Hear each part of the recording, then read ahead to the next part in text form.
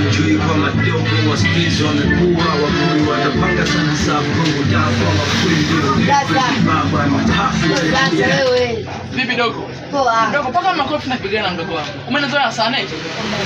Haina noma kama kawa. Kama kawa. Unataka kurusha mdogo wangu? Asante Mungu nipata na mteja wa kwanza. Maana leo nataka urushe ile movie ya Mekwa. Memkwa. Mdogo wangu. Dogo mbovu nini wewe? Unataka kurusha? Movie ya Memkwa. Memkwa nani? Ya Steve na Ndalo ile. Kipande cha kwanza hadi cha mwisho. Mpaka cha mwisho. Dogo mama vile kwanza nakufahamu mdogo wangu. Dada yako si shule wewe? Ndio. Anakaa pale kwa makibonge basi. Ndio. Dada yako huyo?